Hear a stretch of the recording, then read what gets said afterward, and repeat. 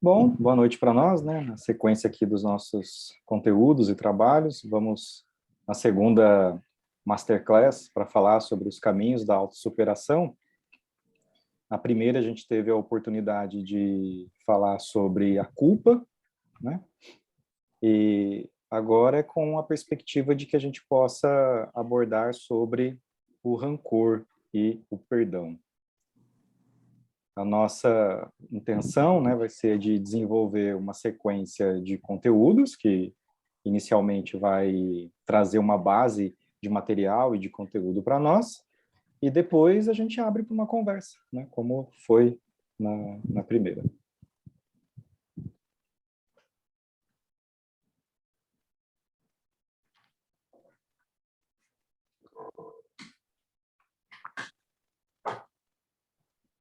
Então, caminhos da autossuperação, né, essa proposta de que a gente tenha um espaço para tratar de sentimentos ou comportamentos humanos, né, pertinentes a nós, ao nosso desenvolvimento, e que tem suas exigências em relação à sua maneira de ser, de se constituir, né? Então, a ideia, inicialmente a gente começou, né, na primeira sobre a culpa, hoje vamos aí falar sobre o rancor e o perdão, e a ideia é desenvolver outros conteúdos, outros materiais, até com outros educadores, né? Eu comecei agora, mas a intenção é que outros possam trazer aí sua contribuição na ótica sempre do autoconhecimento pela educação de essencialidades, que é uma pedagogia específica que aborda o processo de autoaprendizagem.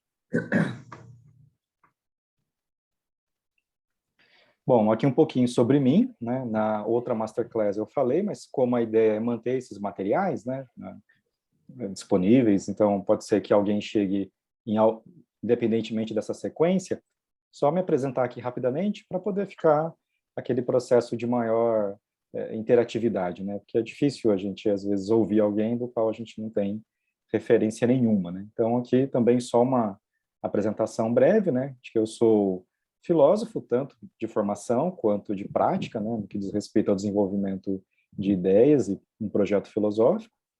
Me considero educador de essencialidades, né? Por ter contribuído para a formação e para o desenvolvimento da educação de essencialidades, e sou escritor. Co-idealizador, né, como já falei, da educação de essencialidades e do Sistema Tempo de Ser, que é a instituição que desenvolve a educação. Escrevi 2 livros com uma amiga, que é a Marlete Wildenberg.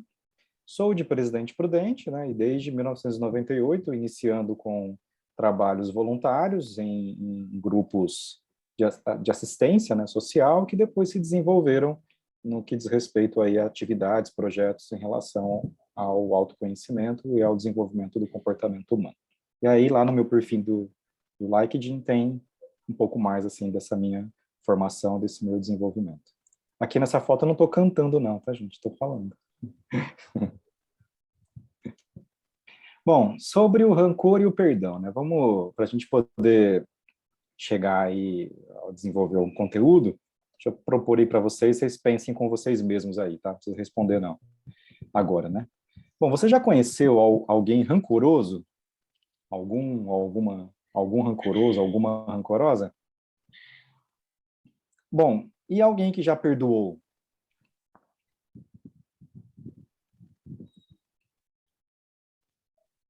Bom, um rancoroso, uma rancorosa, eu nunca conheci. E alguém que já perdoou, sim, já conheci. Porque eu nunca vi ninguém dizer assim, eu sou muito rancoroso.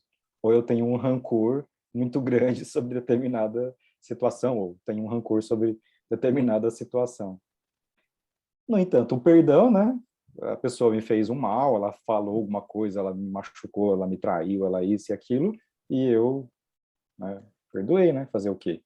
Então, às vezes é um pouco assim do que a gente ouve em relação a essa experiência, né? Tanto do rancor quanto do perdão.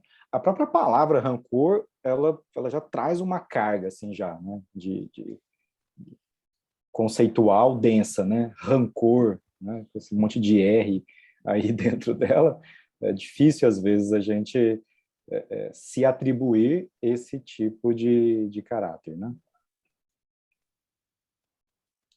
Bom, as emoções e os sentimentos sempre permearam o imaginário das pessoas, né? Desde a mais remota antiguidade. Então, assim, essa experiência, né, dos sentires, né, e é isso que traduz um pouco, que eu tentei colocar nessa imagem, né, essa experiência fluida e impactante e modeladora, né, do ser, sempre foi, de alguma maneira, motivo ou foi algum foco de interesse no que diz respeito a pensar, refletir, a tentar entender o que era isso, né?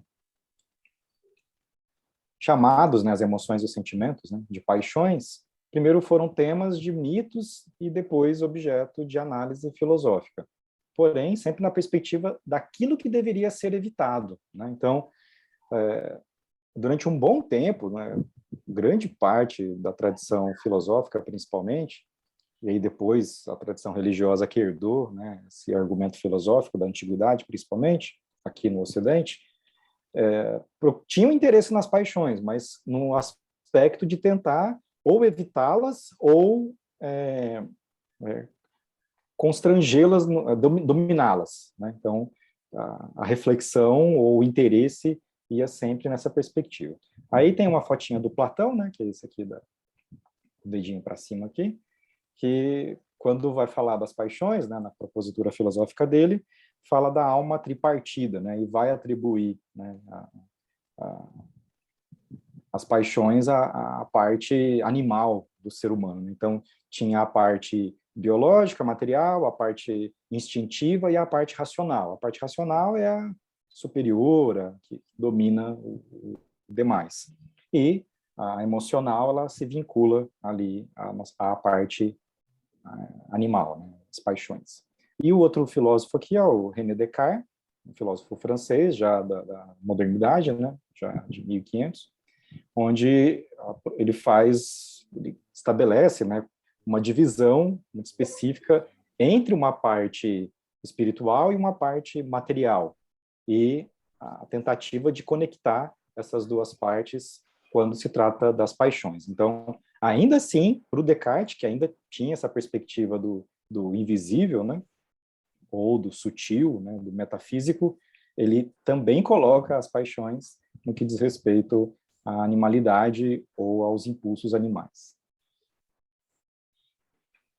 Dessa perspectiva de evitar ou de dominar as paixões, né, os preceitos morais aparecem como o grande sensor ou o grande processo de controle das paixões. E a partir daí, né, no senso comum, as considerações sobre as emoções e os sentimentos acabam por ter um caráter semântico, né? Então, assim, a gente tem o sentimento, porque não tem como não ter, porém, advoga em favor de si mesmo, né, para amenizar um pouco essa carga. Então, rancor, não, né? Eu só não aparecer na minha frente nunca mais que tá tudo bem, mas rancoroso eu não sou, não. Né? Então, assim, lembro-me como se fosse hoje, o negócio de aquela dor de 30 anos passados, mas não,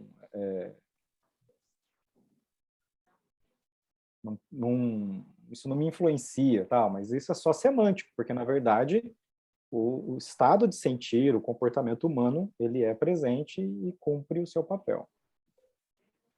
E aí, né, já avançando um pouco nessa perspectiva de que a gente tem o sentimento, né, e a nossa relação com ela é de negação, a nossa relação com ele, né, com as paixões, com os sentimentos, é de negação e de controle. Então, assim, tentando entender um pouco mais o que é uma dessas paixões que a gente escolheu aqui para falar, que é o rancor, semanticamente, o que seria, então? É um sentimento de profunda aversão provocado por experiência vivida, né? Um forte ressentimento, um ódio profundo não expresso. Né? Eu tenho certeza que aqui ninguém nunca sentiu isso, é uma coisa assim que passa de lado, porque isso aqui é só coisa de alma ruim, né? De gente muito ruim.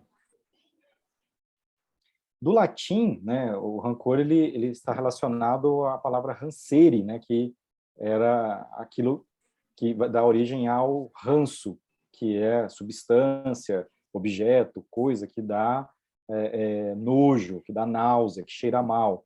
E a partir daí que leva a um processo de má vontade, assim, você não se aproxima, você mantém uma distância. O rancor, então, pode ser entendido como uma prevalência, persistência de uma experiência que causou dor e que permanece. Então, essa é a ideia, o conceito de rancor como uma paixão ou como uma experiência interna. Uma coisa que entrou em nós e ficou, né? Permaneceu ali repercutindo. Nesse sentido, a sua expressão, né, é a mágoa, o ódio é a sua enfermidade e a vingança a sua ruptura, né? Porque daí é quando acontece o processo de ruptura moral, né? Quando o sujeito ele sai da mágoa e efetiva as demandas do rancor, aí ele pratica a vingança, rompendo com a estrutura moral que sustentava, né? Que retia aquele sentimento. Aí eu coloquei a imagem, né, da maçãzinha no sentido de a maçã que foi inicialmente ferida, né, que seria o fato, né, aquela situação que atinge. Essa situação que permanece, né, o ranço que permanece, vai crescendo, que aí é a mágoa, o ódio que se transforma na doença, então, né, na enfermidade da mágoa, né, que quer dizer, já num estado bem avançado de decomposição, e a faca você já imagina, né, que é já o processo de vingança, né, porque daí a gente vai falar um pouco depois, um pouco mais sobre a vingança como ruptura, no sentido de materialização desse estado interno. Bom, o rancor e a culpa têm a mesma origem no solo da sensibilidade humana, mas crescem para direções diferentes, né? Até por isso que, quando a gente falou da culpa e abordou um pouco a questão do remorso, eu fiz uma associação e depois propus que a gente poderia trabalhar a questão do rancor, porque na estrutura das emoções e dos sentimentos, né, lá no comportamento humano, eles vão estar relacionados às mesmas áreas de controle e de funcionamento, né? Tanto a culpa quanto o rancor. A culpa é o nojo de si mesmo, como a gente viu, né? Aí o nojinho, aí a emoção de nojo, lá do filme Divertidamente, né? Essa personagem, que está ligado mais ao remorso, que é o remorder, né? O morso é o prender, né? O morder. Então, o remorso é a consciência que fica se mastigando. É a mesma estrutura fisiológica, biológica e emocional. E o rancor é o mesmo estado, só que aí ele tem um objeto externo, que aí já não é no sentido de ficar remoendo, mordendo a consciência, mas é querer ficar mordendo alguém que te machucou, né? Mas aí no caso de reviver aquele estado, né? Um estado que não passa, um estado de dor, uma ferida que permanece, é revivida constantemente.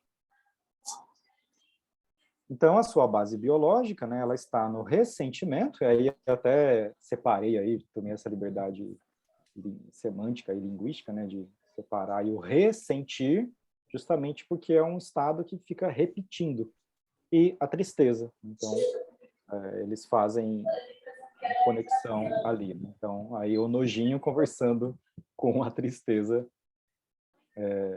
promovendo, então, essa repercussão, essa paixão dentro de nós. Vou anotando aí, viu, gente? Vou anotando os pontos que depois a gente debate.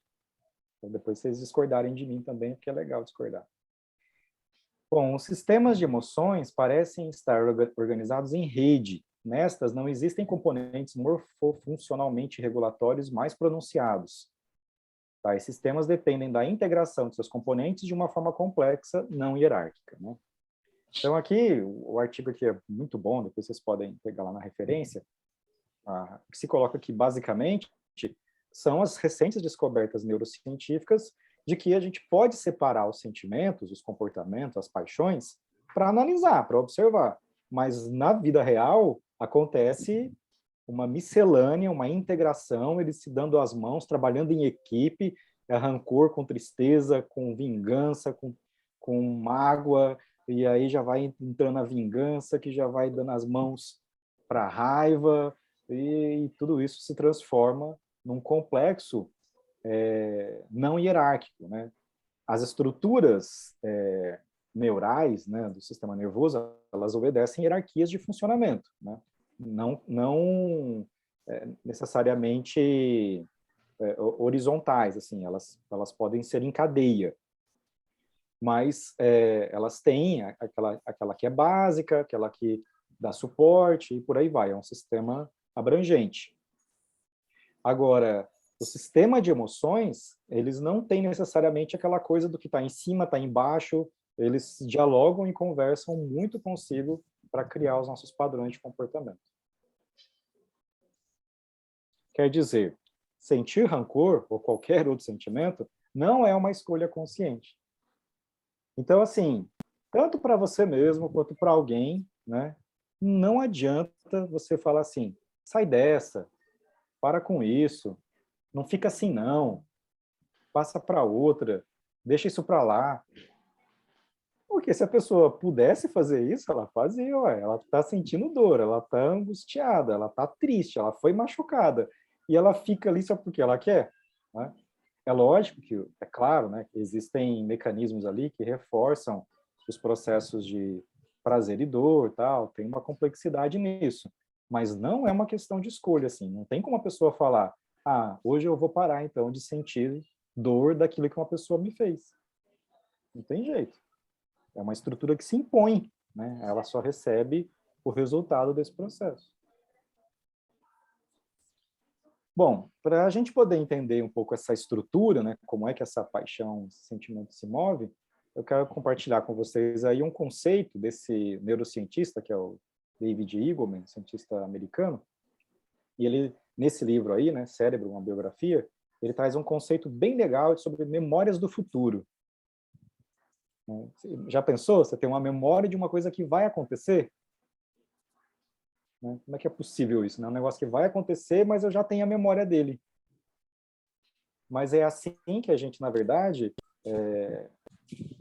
planeja as situações. Que a gente tem ali um espaço para construir uma ideia das coisas que podem vir a acontecer. Né? Por exemplo, semana que vem, a gente vai ter uma nova masterclass. A gente tem a intenção de criar uma nova atividade, uma outra atividade como essa. E aí, onde você vai estar? Você vai participar? De que jeito você vai participar? A partir do momento que você começa a pensar, eu vou participar da atividade, eu vou fazer tal coisa, para você desenhar isso, para você planejar isso, você vai usar as memórias daquilo que já existe. Você vai usar o subsídio de conteúdo já de tudo que você já fez em relação a estudo, atividade, reunião, em plataforma digital e coisas do tipo. Você vai usar um subsídio próprio para criar uma imagem daquilo que ainda vai acontecer. E aí, essa característica, então, dá as condições para que haja o tal do ressentimento. Né? Então, existe o fato, né, que e nesse caso, se tratando de rancor, é sempre alguma coisa que alguém faz, então esse fato aqui, ele tem nome, RG, ele tem um lugar em que ele vive, ele é uma pessoa ou uma situação, normalmente é uma pessoa, né, que vai, então, criar dor.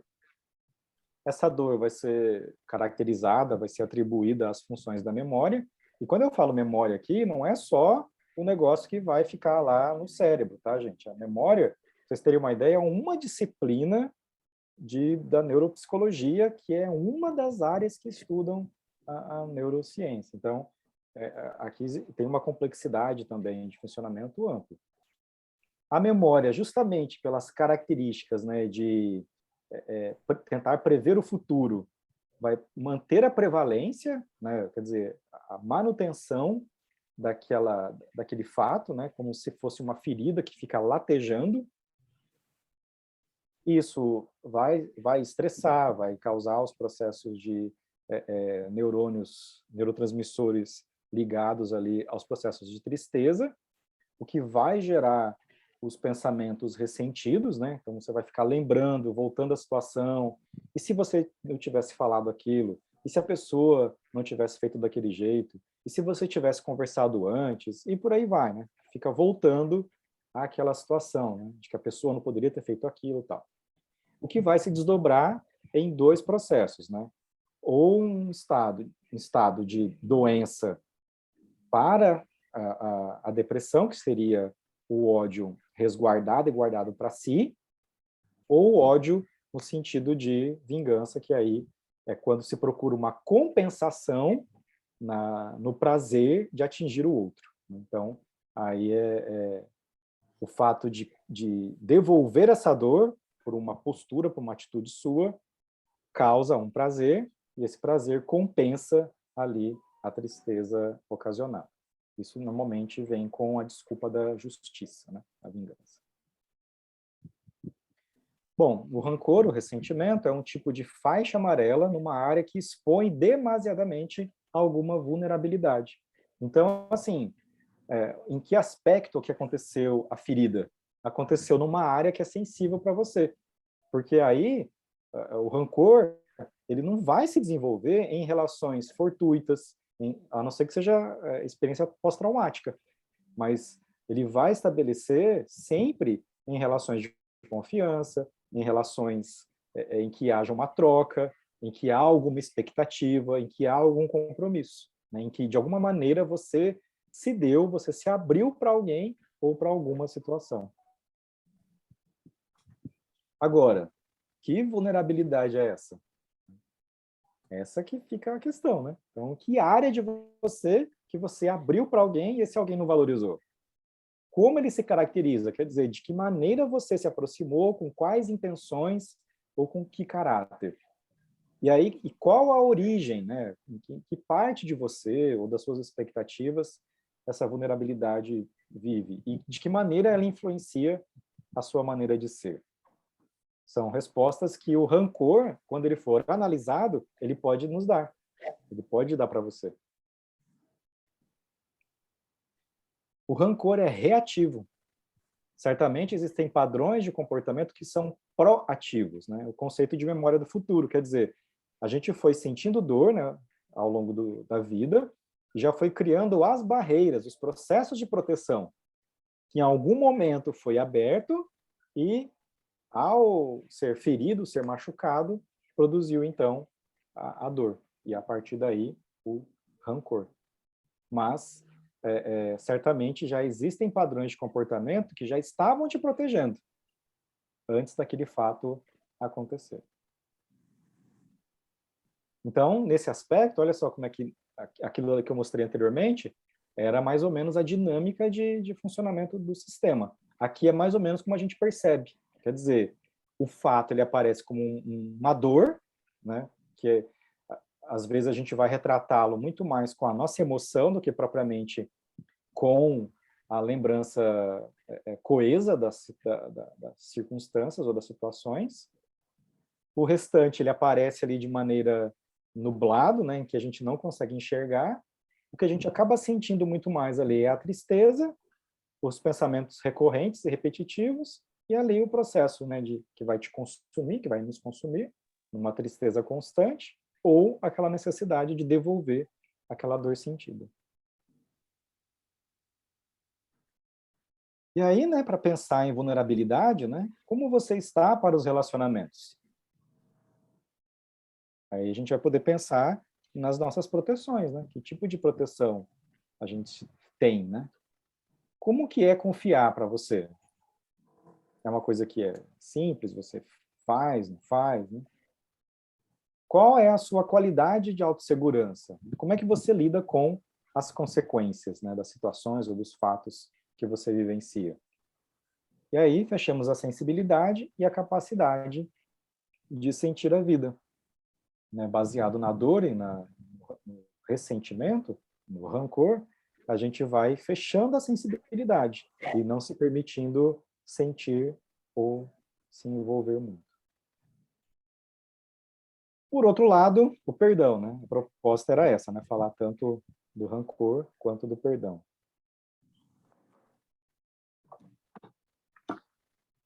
Bom, diferentemente do ressentimento, o perdão, como uma expressão da compaixão, não é entendido como uma resposta natural, mas como uma construção moral, um ato de fé ou de religiosidade. Perdoar é uma postura que se adota, quer dizer, diferente do ressentimento, que ele chega pronto com as suas estruturas, tal, perdoar é uma coisa que eu tenho que fazer. Eu tenho que sair da minha condição e me movimentar na direção de fazer isso. Então, é uma postura que se adota, que se faz. E ela tem uma origem nas concepções morais religiosas, no sentido de abrir mão da vingança. Eu vou doar o meu direito de te ferir, de fazer justiça, para perdoar, para considerar ou arrependimento, ou uma nova chance, ou uma nova perspectiva. Então, o perdão é aquela postura de pacificação do fato, da situação, da relação que machucou. E aí, eu preciso perdoar? Né? Para além da moral religiosa, é uma atitude de saúde mental, né? Porque estará relacionada à cura do rancor, né? De sair dos pensamentos recorrentes, das emoções tristes, do desejo de vingança ou da depressão.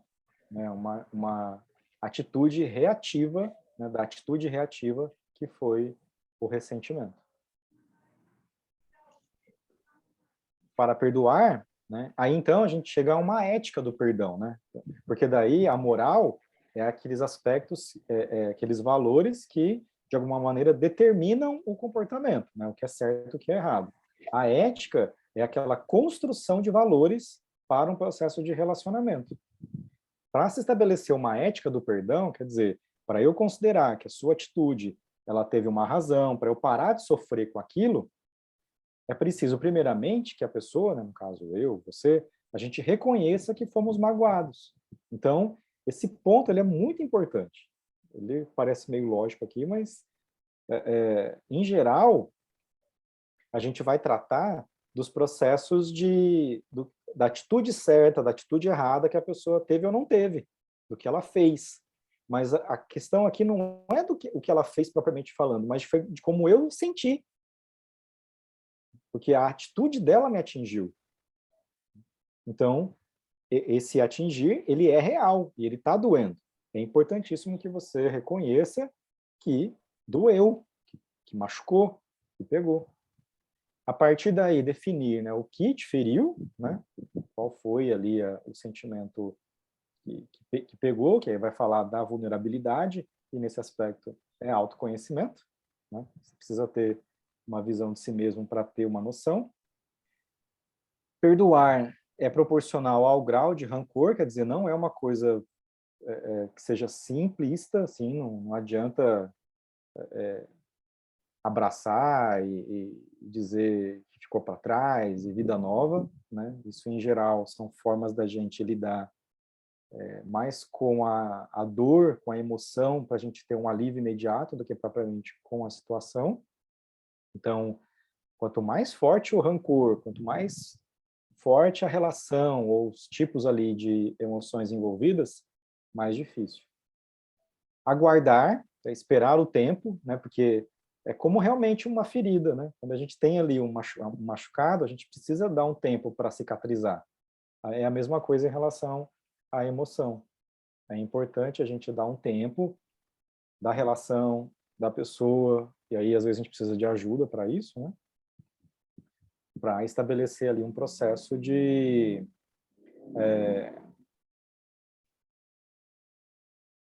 retomada, né? Daquele estado mais normal nosso, ou mais estável nosso. Né? Normal não, mais estável nosso. E a partir daí, né, tirar da situação os limites dos seus relacionamentos. Né? O que você vai permitir que as pessoas realmente façam, como é que você vai se relacionar a partir dali, tanto com aquela pessoa quanto com outras, né? Ou em situações similares ou coisas do tipo. E aí, então, além do processo aqui, né, de lidar, né, com a situação que já aconteceu, a gente propõe, então, uma postura também proativa, que é trabalhar lá naqueles padrões que que já nos protegem das perspectivas de dor. E aí, a atitude proativa, ela considera que a sua vida ela se compõe também da intimidade. Quer dizer, você precisa ter atenção com aquilo que acontece dentro de você, e não somente com as relações, ou com os fatos, ou com as demandas do dia a dia.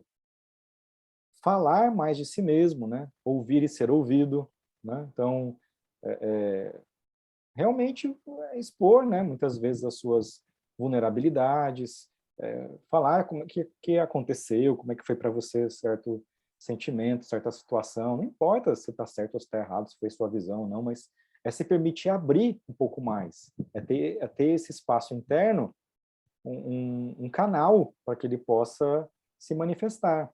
E você também poder ouvir das outras pessoas, né, como elas sentem, como elas vivem as situações do cotidiano delas. Contar com diálogos mediadores de conflitos, né, internos ou externos. Então, às vezes você está ali com um problema, com uma situação, expõe para alguém e ouve a opinião dela sobre aquilo, o que ela pensa sobre aquilo, né? Que aí vai te ajudar a ter uma outra opinião sobre aquilo que está acontecendo. Desenvolver um repertório robusto para argumentar consigo mesmo, porque as paixões, elas têm uma potência própria, elas têm uma dinâmica e uma força que escapam da nossa escolha consciente. Quando a gente está imbuído de um sentimento, e o tipo de pensamento que a gente tem ali, a gente está certo naquilo que está fazendo.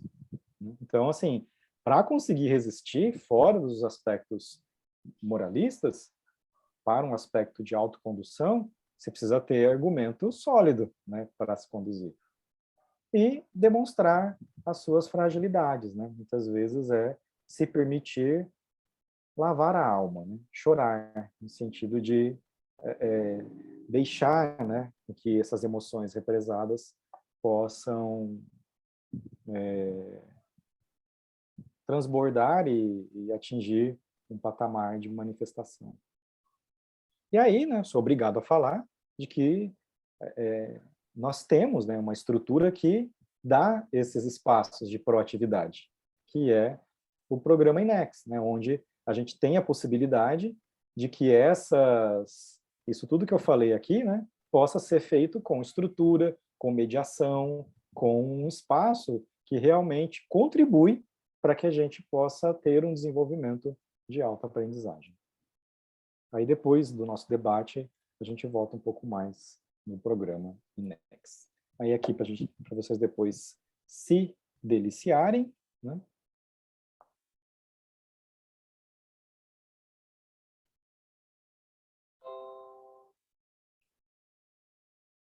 E eu que falei bastante, agora fico a critério. Ô, Lucas, eu queria dar uma provocada, né? Que assim, quando a gente fala lá, né, que você falou, né, o que é o perdão, né? Primeiro sentir, reconhecer ou sentir que sentiu o rancor, né? É ver Isso. que tem o rancor primeiro, né? Que foi ressentido, que foi agredido e que isso teve repercussão, né? Assim Sim. como quando a gente imagina que precisa buscar repertório e tal, o que eu vejo como dificuldade em mim mesmo, né, na maioria das vezes, é que eu não me dou o direito de ser humano. Humano só os outros. Eu tenho que buscar algo que é inatingível, certo? E esse Sim. inatingível eu sempre julgo que eu tenho capacidade de ser, né? Porque eu fui educado em sociedade, em religião e tal, para buscar isso. Assim como você falou que lá no início da filosofia que propunha essas coisas, né? A gente não queria discutir o próprio tema, queria discutir atitudes para negar aqueles comportamentos, né? Para abafar, para eliminar. E, de certa forma, eu entendo que isso nos carrega até hoje, essa visão filosófica que foi transportada pela religião para cá, nos carrega até hoje o seguinte, olha, o ser humano é aquilo que está lá, você não pode ser aquilo. E isso, no nosso âmago, dificulta demais esse processo de reconhecer que a gente já tinha até discutido no item anterior, né, da culpa, que alivia. Ao reconhecer que isso é meu e que outros seres humanos sentem isso também e que eu posso estar sentindo essa coisa, isso me alivia e me propõe a forma proativa ali de lidar com isso e de ir por perdão. Se eu não tiver esse reconhecimento, se eu não tiver essa capacidade de perceber e aceitar, eu não avanço em nenhum passo. Exatamente, ó, exatamente. Porque por isso que a gente, no Tempo de Ser, na educação de essencialidades, a gente coloca que o autoconhecimento não é uma questão assim de melhorar ou acrescentar alguma coisa pura e simplesmente na nossa qualidade de vida. Ele é uma necessidade do ser humano contemporâneo. Ele é uma questão de estrutura cognitiva que a gente precisa desenvolver para dar conta da intensidade, da mobilidade desses estados internos. Porque em gerações anteriores, esses estados eram mediados por um mundo mais estável, por instituições sociais, por modelos sociais que restringiam mais. Hoje não. Nós vivemos no que é chamado de sociedade líquida, em que o sujeito ele é convocado, ele é trazido ao protagonismo da sua atitude, do seu viver. E a partir daí, como é que ele vai protagonizar uma estrutura que ele mesmo desconhece? Então, assim, ter uma noção de como esses processos agem, se fundamentam, como eles se constituem em nós, é uma necessidade premente. Lucas, e você tocou num ponto aí que para mim é crucial, eu sinto isso no dia a dia, a velocidade das coisas, né? Esse tempo de resposta que se tinha no passado, hoje é questão de minutos, né? Você não consegue lidar. Então, aquela coisa de parar e pensar, né, no que de fato está acontecendo e qual é o nível de resposta que você tem que dar para uma situação, hoje é bem mais difícil, né? Sim. Exatamente, porque as demandas, elas acontecem assim, instantaneamente, né? Então, Instantaneamente. ou numa velocidade, né, assim, muito grande. Então, às vezes, você está de manhã ao meio da tarde, 2, 3, né, situações desmobilizadoras com relativa intensidade nos atingem hoje. E isso sem contar o ontem, o anteontem, que já vai somando como processos de desgaste, né, de estresse já nessa estrutura toda. Então, de fato, assim, a velocidade com que as coisas acontecem, elas nos convidam também a uma postura compatível com isso. Mas daí, na realidade, a gente não está trabalhando tanto o perdão, no caso, porque você não vai passar o dia inteiro sentindo raiva, sentindo rancor, então você vai passando por isso e achando que resolveu, sei lá, sou bonzinho, perdoo, alguma coisa assim, mas acho que fica lá dentro ainda um monte de coisa, né, sem resolver. Você não consegue resolver. Você só, tipo assim, você engole até o perdão, até por exemplo, por parte religiosa mesmo, pelo seu aprendizado, por tudo que vem lá de trás, né? E você vai perdoando, acontecendo as coisas, e na realidade você não trabalhou isso em você, e aquilo vai acumulando quando você vê, sei lá. Na perspectiva do perdão, seguindo uma tradição de dar, né, para o outro a sua consideração, a sua compaixão, era naquele aspecto de que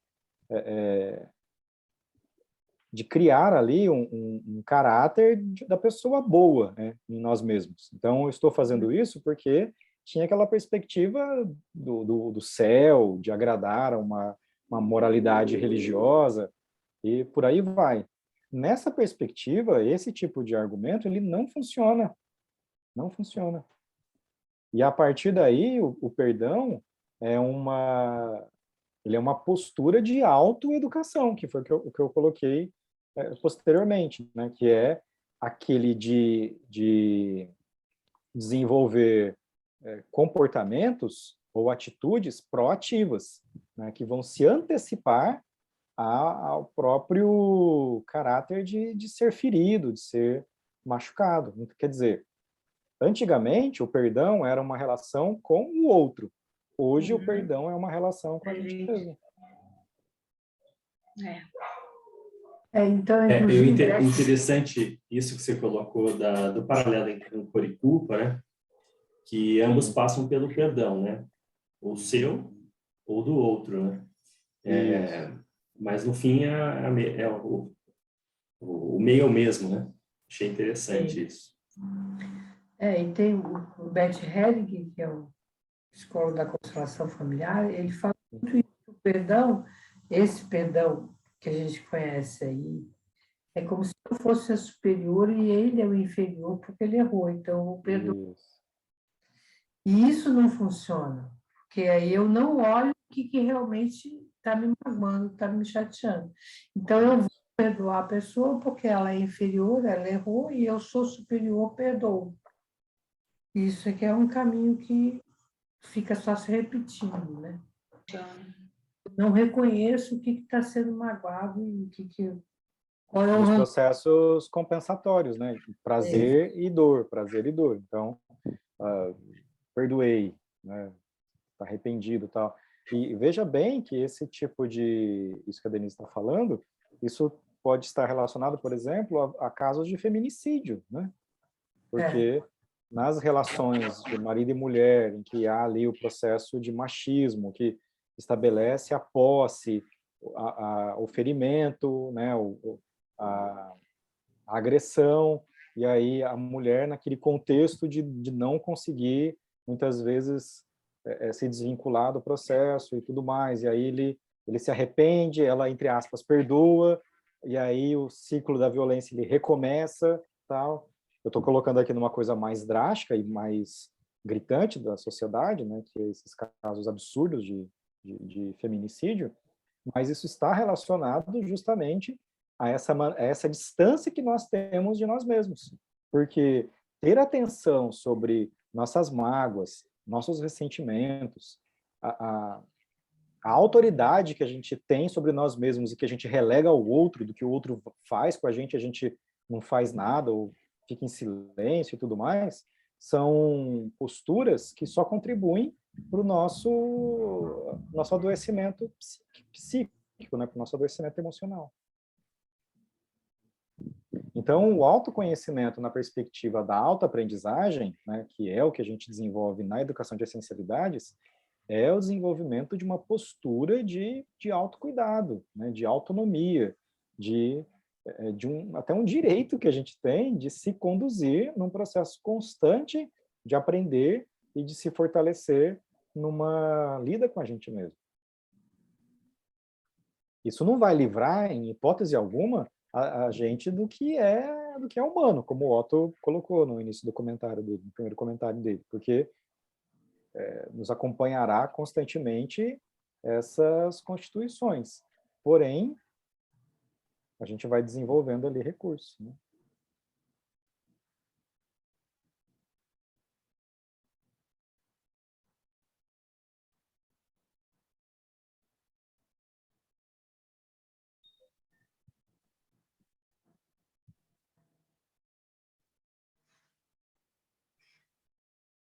E aí, o que vocês anotaram do material? Eu sei que é bastante coisa e a minha intenção é trazer coisa mesmo, porque como fica gravado, como depois vocês podem pegar o material e podem desdobrar, né, os conteúdos, eu não me preocupo assim muito de estar colocando muito conteúdo, porque eu sei que depois vocês vão poder digerir aquilo tudo, né?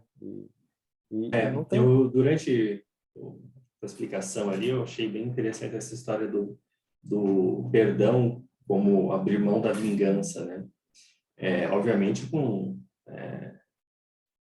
nesse contexto de autoconhecimento, né? Eu acho que eu achei bem interessante porque vingança é algo que, assim, aparentemente não é presente, né? Por conta da cultura, de como a gente é criado, enfim, mas essa ligação entre perdão e vingança, para mim, não era tão clara desse jeito, né? Eu achei bem, bem, bem legal, bem interessante. O perdoar, você está abrindo mão de exigir a justiça, né? Sim. É um ato de sacrifício. Sim, mas consciente, né? Esse porque senão... Essa é a ideia. Então, muito, muito legal, muito bacana. Essa é a ideia, porque primeiro a gente vai considerar que nós também erramos, né? Que aí vem a moral cristã, né? Judaica cristã, que lá na passagem de Jesus, lá com a mulher adúltera, né? Que quem estiver sem pecado, que atire a primeira pedra, né? Então, a moral cristã, ela vai propor essa consideração de si mesmo, né? Sim. Então, eu sou pecador também, então não tenho por que ficar exigindo posturas alheias. Mas aí, na sequência dessa moral, ele vai atribuir o poder de punir, né, à entidade superior, no caso a Deus, né? Deus é que vai ter o grande poder de fazer a justiça. Então eu perdoo, mas você fica esperto porque uma hora a resposta vem, né? Então a moral cristã ela vai propor isso para nós, que aí é a fé, né? A fé na vida futura. O perdão, com a perspectiva do autocuidado, é no sentido de que se eu não perdoar, se eu não encontrar ali os caminhos para compreender, para empatizar, para me libertar daquela situação, aquele ranço permanecerá dentro de mim e vai continuar me adoecendo, e vai continuar me desestruturando, vai continuar promovendo o processo de desorganização da minha mente. Isso é muito interessante, assim, a gente pensar nessa perspectiva, né? Sim. E o pior é que isso não... assim, na minha cabeça, pelo menos, né? A gente se relaciona com pessoas, né? Então, essa questão do perdoar, ela tem que ter tem que ser uma via de mão dupla aí, né? Que você conversa com o outro, perdoando, mas explicando as razões, né? Eu acho que não adianta você perdoar e guardar para você, né? Pode voltar a acontecer e você vai ter que lidar de novo com isso, né? Eu acho que, logicamente, você vai lidar diferente, né? Do que você lidou antes.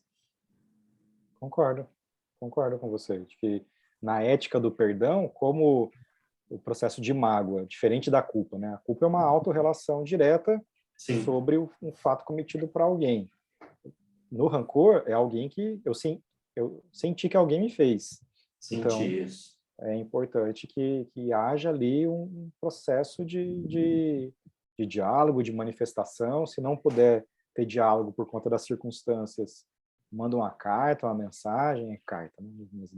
Manda uma mensagem, você fala para a pessoa, de alguma forma, é importante criar o processo relacional. Eu também tenho esse entendimento e vou por essa linha.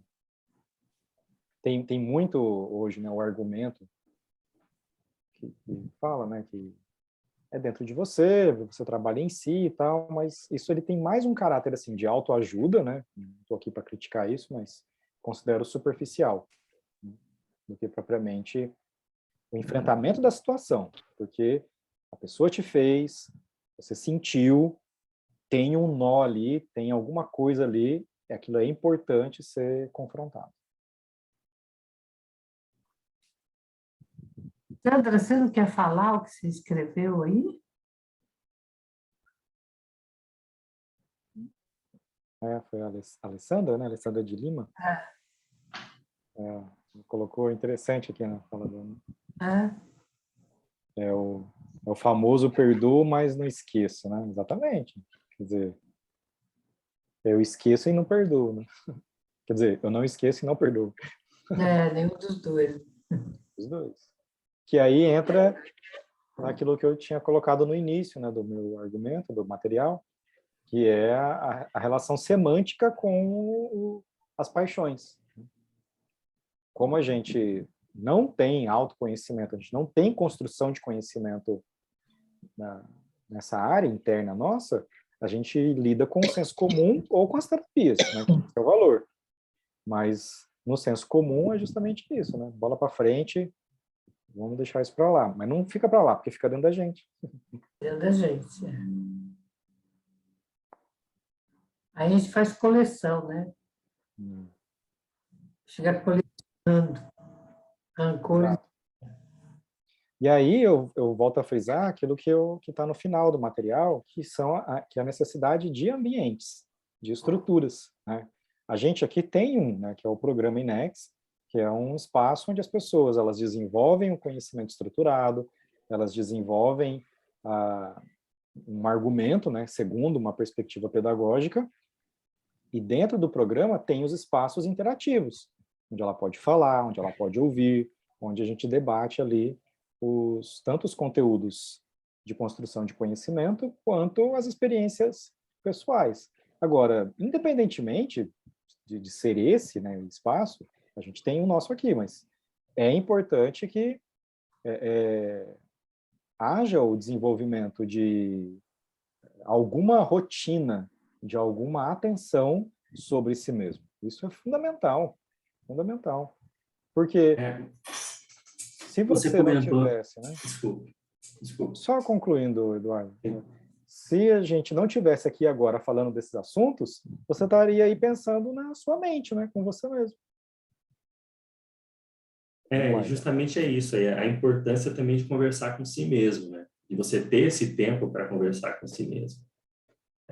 Volta naquela questão das demandas diárias, né? O fato de a gente estar aqui, né, entre amigos, debatendo esse tipo de coisa, que nós nos permitimos estar aqui, né? Isso. E às vezes durante o dia a dia a gente não se permite, né? Sim. Exatamente. Espaço para isso, né? Sim. Abre espaço para. Por isso que. Pode falar, Lucas. Pode ir, ó. É que, assim, a perspectiva que eu acho legal, o Eduardo até falou isso na semana passada, né? Assim, quando a gente vê, quando a gente troca, né, aquilo que, de certa forma, para a gente é uma teoria sobre o comportamento humano, né? E, como o Lucas falou, né? Esse aqui é um modelo de sentimento baseado em tais e tais coisas.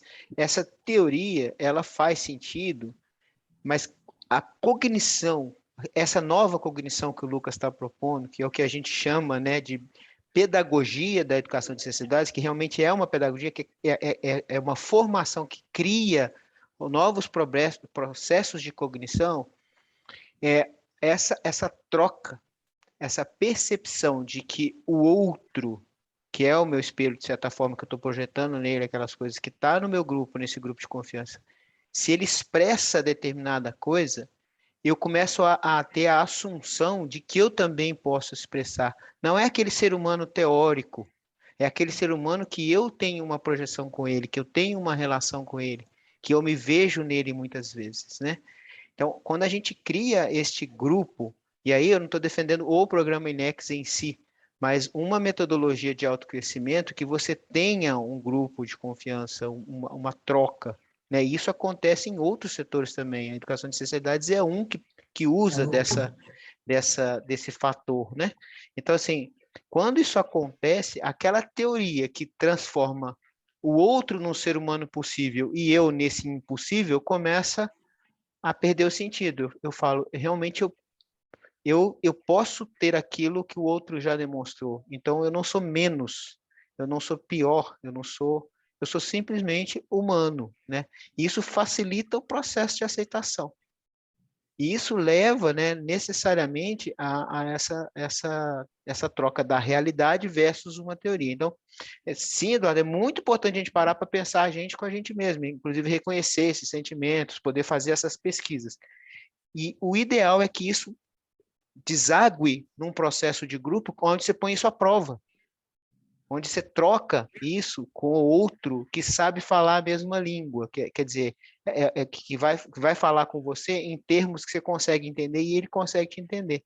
Para isso, a gente também precisa de um ambiente onde os signos querem dizer mais ou menos a mesma coisa. Por isso que a gente tem uma base teórica também que a gente provoca a gente estudar sobre ela, entendeu? É porque daí cada um daqueles pontos, né, que eu, no caso fui trazendo, tal, que eu trago de forma mais densa, né, mais massiva, ele é trabalhado, repetido, ele pode ser explorado.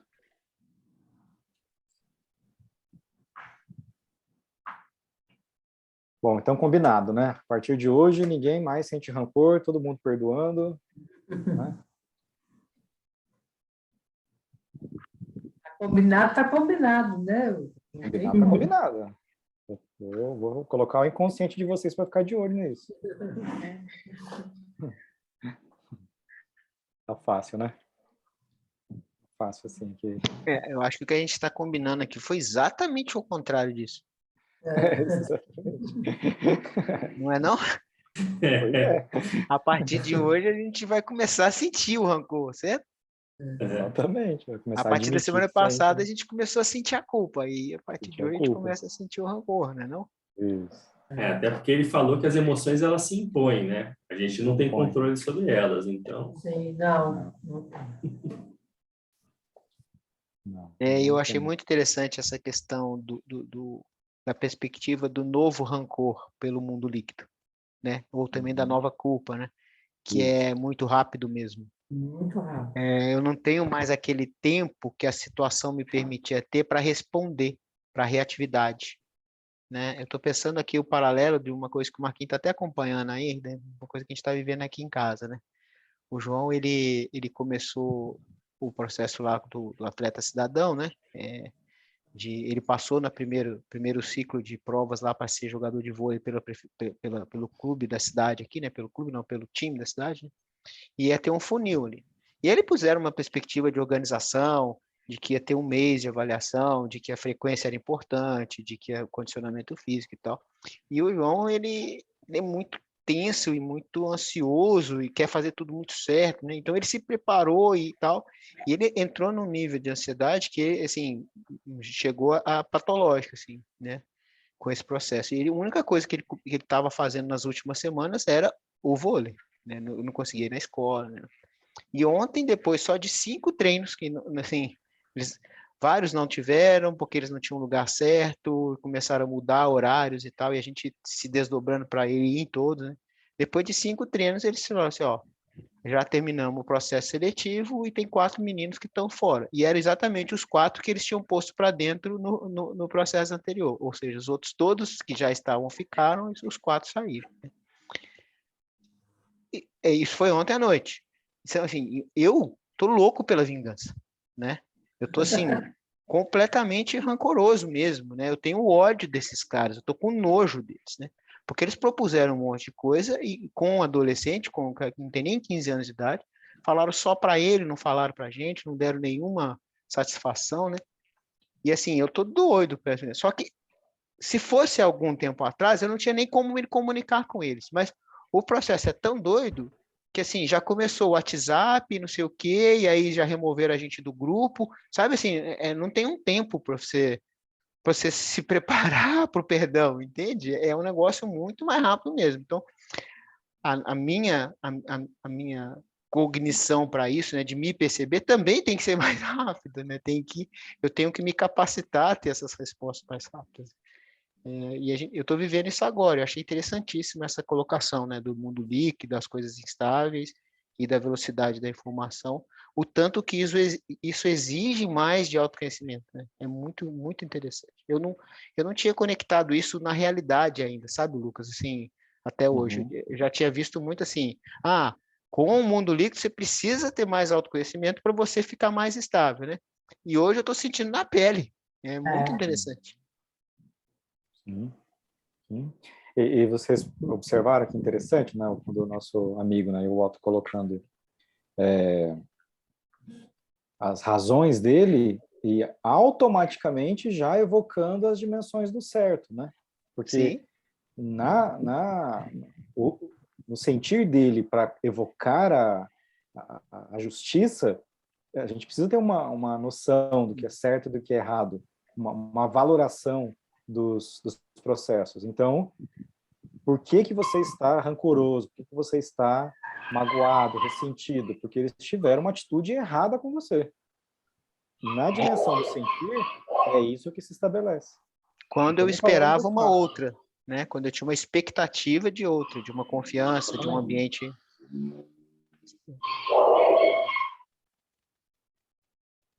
Exatamente. Muito legal a sua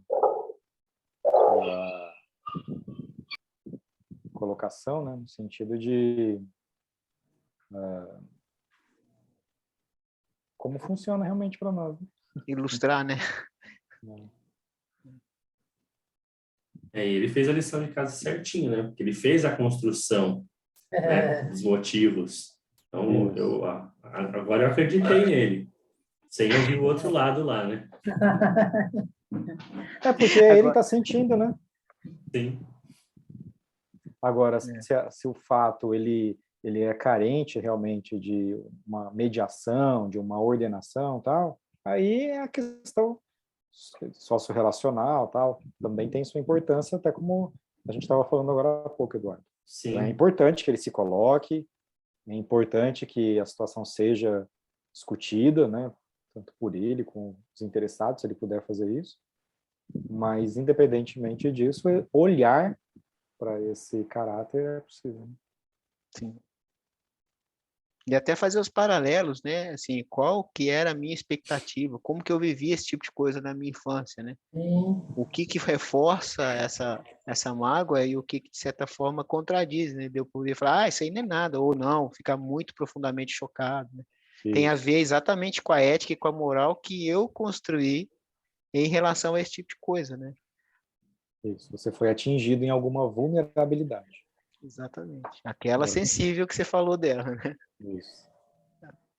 Qual é ela agora? Isso é o que pertence à sua dimensão interna. O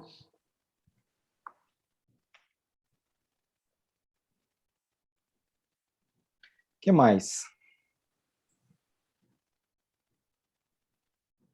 Envolvente o assunto, né? A gente vai pensando.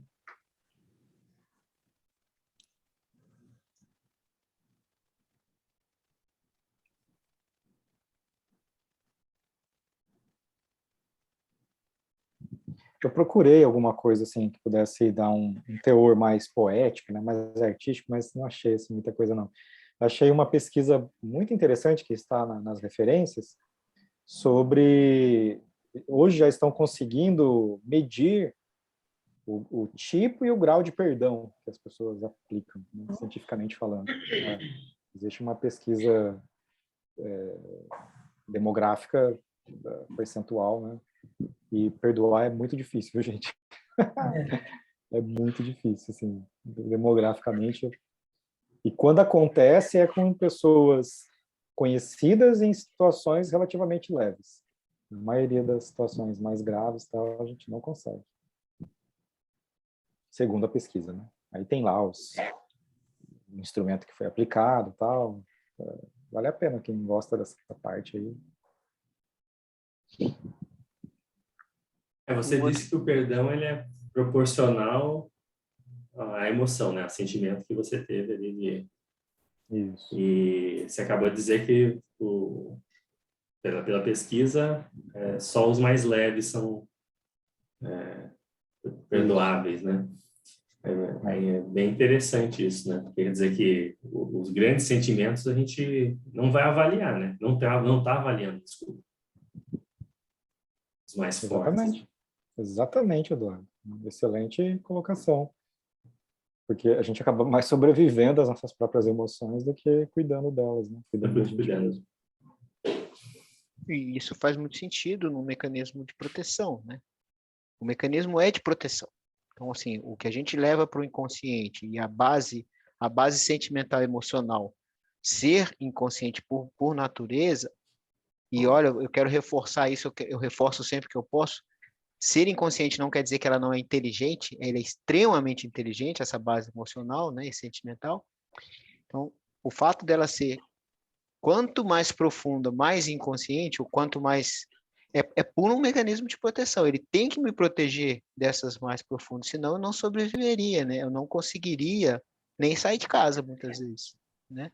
Nem conseguiria fazer nada. Então, ele precisa me proteger disso. Por quê? Porque eu faço as minhas relações e todo o meu contexto de personalidade baseado em fatos e dados que eu arquivei dentro de um conjunto que formam a minha personalidade. E esses fatos e dados transformam-se em questões emocionais e sentimentais. O tradutor para dentro de mim é assim. Então, se tudo vier à tona, eu deixo de ser eu, né? Então, eu preciso ter essa base de proteção. E quanto mais pesado, menos consciente. Sim. E por isso o autoconhecimento ele é um começo. O Lucas colocou isso ali no início, né? Ele começa como uma questão de educação e passa a ser depois um propósito. Porque É não que eu tem fico fim. pensando, se a gente só está resolvendo as questões mais simples, né? Enquanto sociedade, a gente tende a adoecer cada vez mais, na verdade, né? E por isso os processos de autoajuda que o Lucas falou, eles ficam mais na superficialidade ainda, né? Sim. Sim. A gente trabalha muito na superficialidade. A Denise também fala de uma forma que ela faz no consultório, é muito interessante, que ela fala, eu trato os incêndios. Ela trata as emergências, os incêndios no consultório de psicologia, né? O que trata com profundidade num processo continuado é o autoconhecimento, seja ele aonde for. Inclusive, não sei se vai ser a próxima, né, atividade nossa ou uma futura, mas é uma intenção que eu tenho para debate, né, em espaços como esses. É uma concepção filosófica que tem surgido e ganhado força, que é uma análise sobre a sociedade de desempenho, né? O quanto ela está, assim, consumindo o nosso pavio e não existe garantia de que a gente vá ter energia para manter esse sistema rodando, assim, de haver um colapso psíquico geral ou de grandes proporções, né? Uma conceituação sobre a sociedade do cansaço, né? Uma sociedade cansada. Isso não é uma perspectiva alarmista, apocalíptica, né? Não é nesse sentido.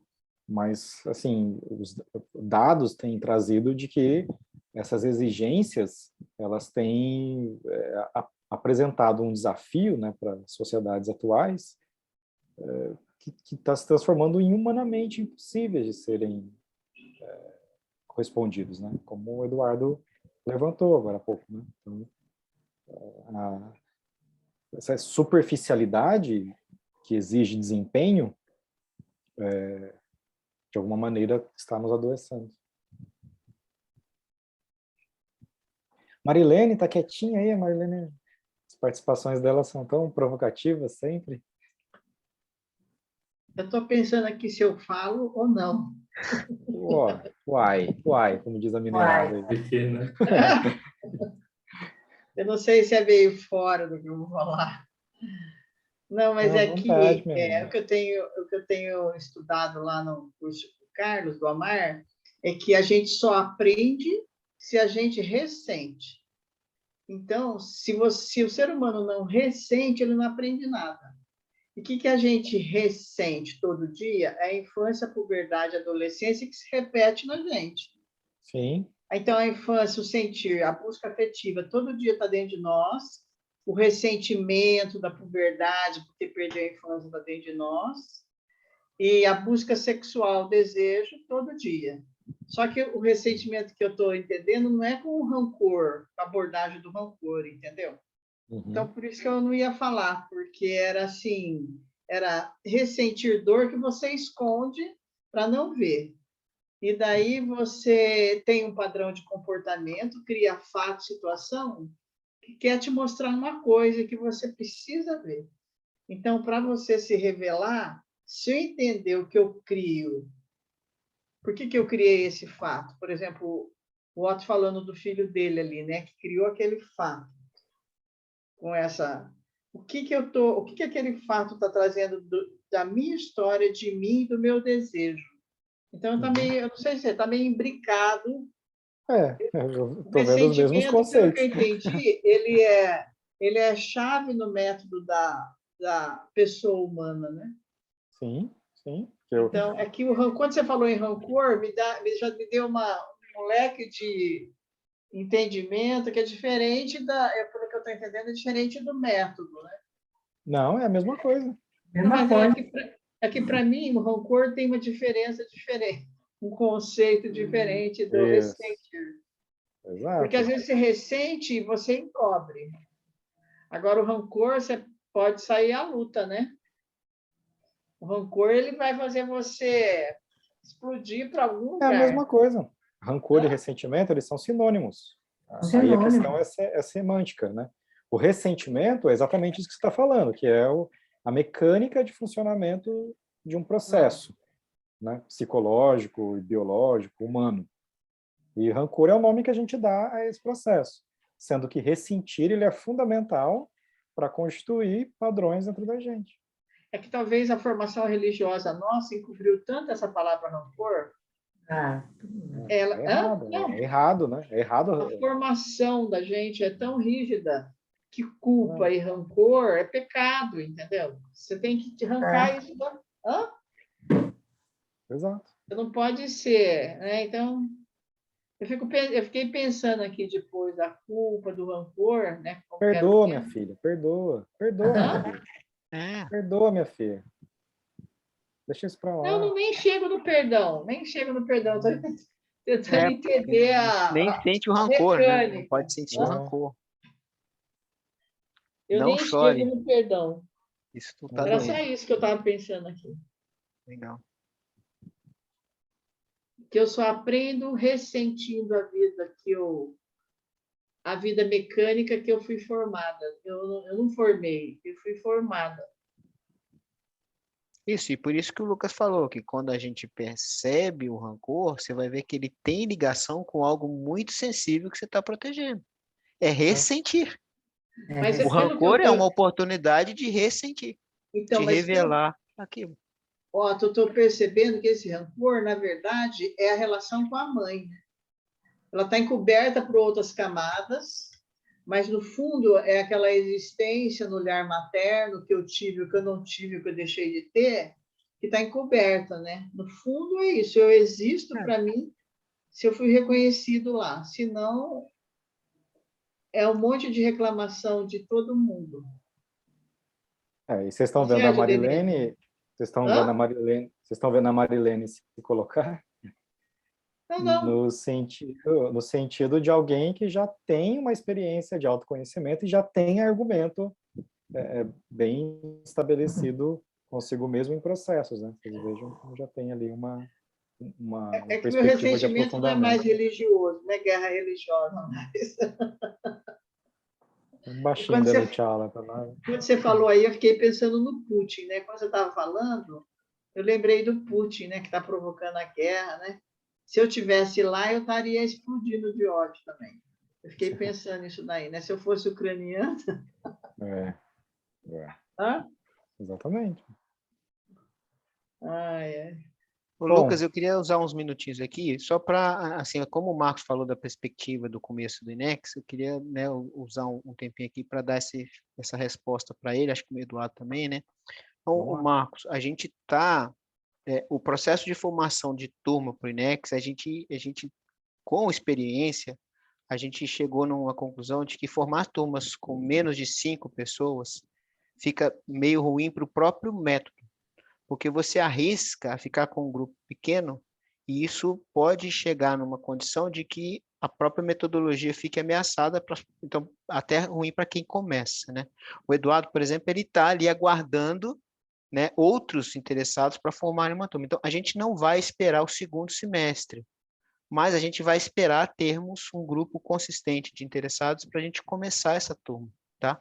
Então, assim, e na nossa visão, eu acho que terminando este primeiro ciclo de conversas aqui, a gente pode tentar mais uma vez, né? Mas não faz sentido a gente começar com poucas pessoas. Então, a gente vai se conversando, né? Pode ser que não seja no segundo semestre, mas já deu algum tempo para você se liberar de algumas coisas aí e tal.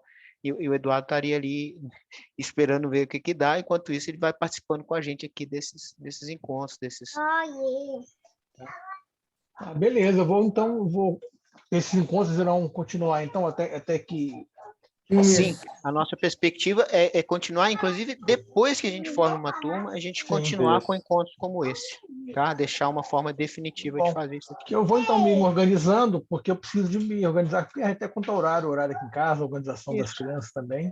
E por E isso o mesmo que horário a proposta nossa é manter a turma mais ou menos no horário que a gente está fazendo esses encontros, porque a pessoa já vai constituindo uma agenda, já vai se organizando, e daqui a pouco é só virar a chave para o próprio INEX, tá? Sim, beleza. Quem sabe eu já consigo entrar nessa turma agora, né? Que aí ficaria ótimo, né? Sim. A proposta é muito, muito, muito legal e necessária, né? No momento atual. Sim. Parabéns, hein, Lucas, pela apresentação. Parabéns, Lucas. Obrigada, Obrigado, hein? gente. Obrigada, Obrigado. pessoal. Vocês são generosos também. São José. E continuem compartilhando esse espaço com pessoas conhecidas, com pessoas amigas. A gente pretende criar sempre uma linguagem mais abrangente, né, e fundamentada, né? A gente tem as nossas visões institucionais ou pessoais, mas a gente procura trazer aqui uma coisa mais fundamentada, né, para que não seja somente opinião, mas também construção de conhecimento, para ver se a gente vai criando, né, compartilhando e tendo esse lugar para falar de nós mesmos, né, para a gente poder construir, como eu coloquei anteriormente, repertório robusto. Eu acho legal essa expressão, repertório robusto para lidar com a gente mesmo. E aí depois eu encaminho para vocês tanto o PDF quanto a gravação, tá? Isso aí. Obrigado. A gente se encontra aqui de novo. Isso, Beleza. vamos lá. Bom, Beleza. Obrigado, gente. tchau, Boa noite, gente. pessoal. Obrigado, pessoal. Boa noite, Obrigado, gente. Lucas. Obrigado, Tchau. Denise. Renato, boa noite para vocês. Boa noite Boa a todos. noite. Boa noite. Obrigada. Obrigada, Boa gente. Boa noite. noite a todos. Boa noite a Boa todos. noite. Boa noite, gente. Boa noite, Bia.